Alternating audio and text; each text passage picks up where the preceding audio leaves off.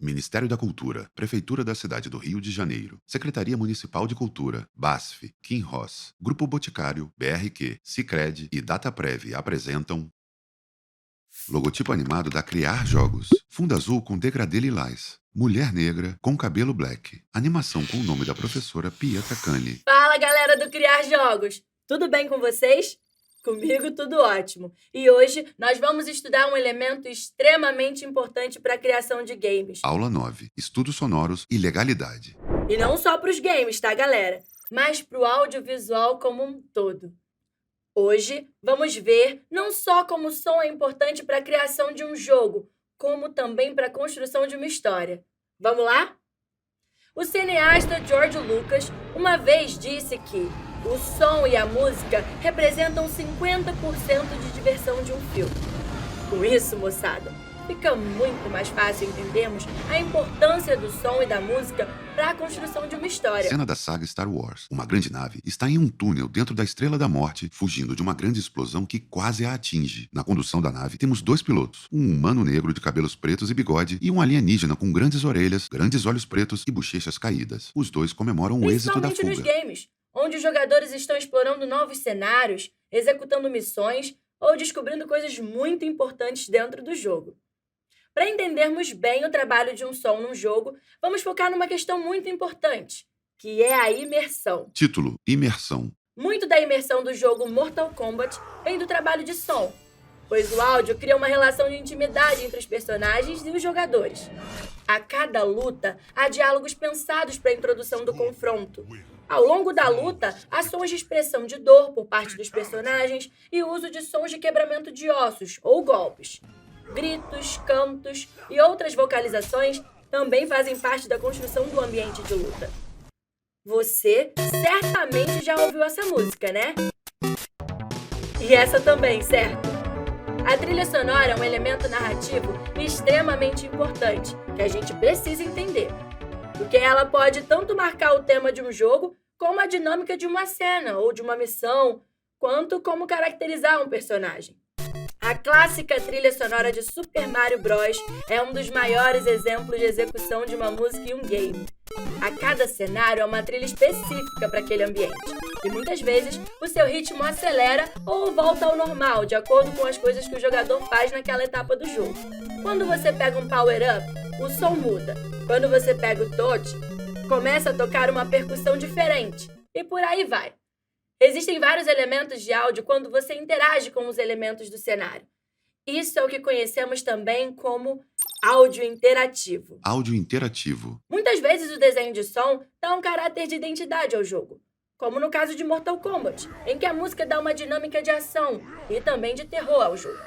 É sempre que os fatalities ocorrem, uma música bem específica toca, com um tom bem amedrontador. A fala de um narrador dizendo "Finish him" também é uma grande característica desse áudio interativo. Mas você deve estar se perguntando, como que eu posso fazer para trabalhar com áudio? Existe alguma ferramenta específica para isso? Sim, galera, existe. Dentro da indústria de games, existe um profissional chamado Sound Designer, ou na tradução para o português, um designer de som, pois é exatamente isso que ele faz. Através de softwares específicos para o trabalho de áudio, esse profissional irá alinhar os sons de uma cena, a trilha sonora, os efeitos de áudio e etc. Você irá precisar de um DAW. Foto de um homem branco sentado à frente de um computador com duas caixas de som, um pequeno teclado controlador e na tela aparece a DAW, onde aparentemente ele está editando uma trilha sonora. Ou Digital Audio Workstation, que é um sequenciador que tem a finalidade de gravar, editar e tocar o áudio digital. Para isso, existem alguns bons exemplos de ferramentas e softwares para usar no seu trabalho. Reaper, Logic, Pro Tools, Ableton Live, Cubase, Fruit Loops e o Bitwig. E nós vamos entender tudo isso com mais detalhe na nossa Masterclass de edição de som. Trilha sonora e sua importância. Antigamente, por causa da limitação dos hardwares, as trilhas sonoras eram mais simples do que são hoje. Mesmo assim, ainda eram produzidas músicas com boa qualidade e que se eternizaram na história dos games. Desde os 8 bits, que são um clássico dos games, a música se tornou o elemento que mais chama a atenção dos jogadores em um primeiro momento. Por isso, ao criar um jogo, é extremamente importante decidir bem a composição da sua trilha sonora. Porque com boas músicas, efeitos sonoros, seus jogos têm muito mais chances de se tornarem um sucesso. Para a criação, até o seu próprio jogo demo, podemos sugerir para vocês uma série de bons sites com músicas e efeitos sonoros de graça para o uso nos seus jogos, como Free Sound, Free SFX, Newgrounds, B-Sound e o Sonys.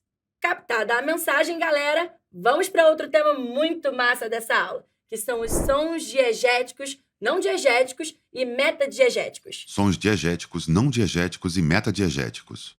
O lendário diretor Alfred Hitchcock... Foto em preto e branco de Alfred Hitchcock, um homem branco por volta dos 60 anos, um tanto calvo com um pouco de cabelo na região posterior da cabeça. Foi o grande criador desses termos. Para ele, diegético é quando um som está dentro do ambiente de um filme, ou aqui no nosso caso, dentro de um ambiente de jogo. Esse elemento diegético existe não só para o público ou para o jogador, mas principalmente para o personagem, que também muitas vezes interage com esse som. Seja um barulho ao longe, uma música num bar ou pessoas falando ao fundo de uma cena. Por outro lado, o som não diegético é o som que não faz parte do mundo ficcional da história. Um som que só existe para o público ou para os jogadores. Como na maioria dos casos de trilhas sonoras. Analisando essa cena do filme Chantagem e Confissão, do início da carreira de Alfred Hitchcock, podemos perceber um elemento bem mais complexo. Cena em preto e branco. Close em uma mulher branca de cabelos aparentemente claros, com olhar perdido. Os sons metadiegéticos. Aqui, observamos que a personagem principal, Alice, que cometeu um crime de assassinato, fica ouvindo a palavra knife várias e várias vezes. Só que detalhe, esse som não vem de ninguém dentro da cena, e sim de fora dela. Ela está sentada à mesa e pega uma faca. Com um grito da voz interna, ela se assusta e joga a faca ao chão. Pois essa voz vem da própria cabeça da personagem, sendo assim, um som psicológico, que é a definição dos sons metadiegéticos. Com isso, galera, a gente cria um bom repertório. E gravem bem essa palavra, repertório, para que possamos trabalhar e desenvolver narrativas bem criativas para os jogadores dos games que venhamos a desenvolver. Agora, moçada, vamos falar de direitos autorais e os cuidados que vocês devem ter ao trabalharem com músicas em seus games. Direitos autorais. Muitas músicas têm direitos autorais que pertencem aos artistas e também às gravadoras que produziram essa obra. Esses direitos são protegidos por leis nacionais e internacionais. E agora, nós vamos nos aprofundar um pouquinho nas implicações disso. Ao utilizar músicas protegidas pelos direitos autorais, os autores de vídeo podem sofrer sanções de plataformas digitais ou serem processados pelos autores das obras que eles utilizaram indevidamente. O YouTube, por exemplo, impede a rentabilização de vídeos com músicas protegidas por direitos autorais. Como podemos analisar, galera, a nossa Constituição, como a de vários outros países, tem um artigo que protege os direitos autorais. E aqui vemos o artigo 7. Reforço. Texto que será citado pela professora. Da Lei 9.610, de 1998, onde no inciso 5 podemos ler: as composições musicais tenham ou não letra. Isso significa que até mesmo uma música exclusivamente instrumental também é protegida por direitos autorais e tendo as mesmas implicações legais que qualquer outra música protegida pelos direitos autorais. Agora, como podemos conseguir músicas para jogos sem termos que necessariamente gastar para isso? Bom, existem vários sites que disponibilizam músicas de graça. Também existem muitos artistas que disponibilizam suas músicas de graça na internet. Porém, você deve tomar cuidado, pois apenas creditar um artista pela música que você usou não será suficiente para te proteger de possíveis implicações legais em relação aos direitos autorais. Também existe o mito dos 10 segundos, onde se acredita que usando apenas 10 segundos de uma faixa te livra de pagar pelos direitos autorais dela. Não é bem assim. Para ajudá-los nessa etapa, separamos alguns exemplos bem bacanas para vocês usarem, como o Free Music Archive, que te permite uma boa variedade de músicas para trilha sonora. O DigCC Mixter, que te permite não só baixar, como também disponibilizar suas músicas de graça na plataforma. O Incompetech, que apesar de ser mais rudimentar, te permite buscar por gênero e duração de faixa. O YouTube Audio Library, que é um banco de músicas sem direitos autorais disponível no próprio YouTube. Mesmo empresas como o Facebook, que proíbe a utilização de sons protegidos por direitos autorais em suas plataformas, é um local onde se pode achar muito material disponível, através do Coleções de Sons do Facebook, que, assim como o Audio Library, é um banco de dados com milhares de músicas sem direitos autorais e disponíveis para todos os usuários. Além dessas belas opções, iremos nos aprofundar bem mais nesses exemplos e em outros no nosso Masterclass sobre edição de som. Agora, para encerrarmos a nossa primeira aula do módulo 5 da Criar Jogos, nós vamos dar algumas demonstrações de como vocês podem fazer suas experiências em casa da inserção de som em um game. Nós vamos acessar a plataforma da Scratch, que é uma linguagem de programação e uma comunidade online, Scratch na tela. onde você pode criar suas próprias histórias, jogos e animações interativas e compartilhar suas criações com pessoas de todo o mundo. Disponível online e com uma aplicação para Windows, OS X e Linux. A Scratch, galera, permite uma roteirização de efeitos sonoros dentro de linhas de diálogos através da criação de uma planilha de sons dentro da própria plataforma, onde você pode inserir áudios dentro do cenário, criar ciclos e codificando os sons que você escolheu a partir do número de arquivos das personagens e dos elementos sonoros a serem emitidos. Aqui, a gente irá pegar o nosso texto, que já está na tela, e inserir aqui os elementos de som que queremos utilizar, A opção Aparência é clicada. Uma barra de comando é arrastada para o meio. como o barulho de uma chuva ou de um miado de um gatinho. Dessa forma, podemos gerar uma série de situações a partir das configurações de cena que fomos criando, colocando o som a ser utilizado antes ou depois das falas dos personagens, a partir do layout que formos desenvolvendo. Uma barra de comando de som é encaixada na barra de aparência. A mesma coisa com a música, onde vamos reconfigurando o layout e adicionamos a faixa que queremos disponível na parte de ciclos de som.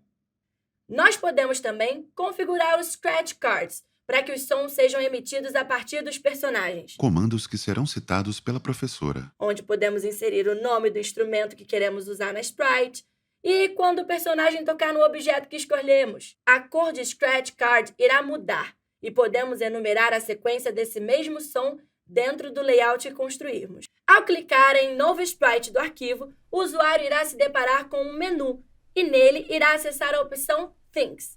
Assim, podemos ver uma série de opções bem diversas. Ao selecionar uma das opções, o usuário vai direto para o setor de comando, onde irá montar o seu layout. Através da opção Controle, ao selecionar o objeto 1, a opção de som que foi escolhida vai ser usada. Depois, indo em Aparência e selecionando Mude o efeito de cor para juntar ao objeto 1. Na sequência, o usuário vai à opção Som e lá irá selecionar Toque o Tambor, que oferece várias opções de batida de acordo com o número de referência. Indo na barra Operadores no comando do menu, essa opção há uma barrinha escrita Sorteie número entre. Nele, o usuário irá digitar o número disponível para o uso em Toque o Tambor. E na sequência, irá arrastar essa barrinha verde para cima do espaço em branco na barrinha rosa. E pronto! Agora é só configurar as batidas e finalizar todo esse processo em Aparência. Selecionar novamente a barrinha, mude o efeito de cor e colocar o número referente negativo ao usado anteriormente. No caso do exemplo, 25 na primeira barrinha e menos 25 na segunda. Agora é só testar o resultado ao clicar na bandeirinha verde em cima da tela. Os comandos configurados são ativados e cada vez que o mouse clicar no objeto selecionado, sua cor irá mudar e o som emitido será aleatório. Bom, moçada, foi bastante coisa por hoje. Eu espero que vocês tenham gostado e aprendido direitinho tudo que passamos para vocês. Nos vemos na próxima aula. Falou, galera! Lei de Incentivo à Cultura. Patrocínio: Prefeitura do Rio de Janeiro, BASF, Kim Ross, Grupo Boticário, BRQ, Sicredi, Dataprev. Realização: Burburinho Cultural, Ministério da Cultura, Governo Federal.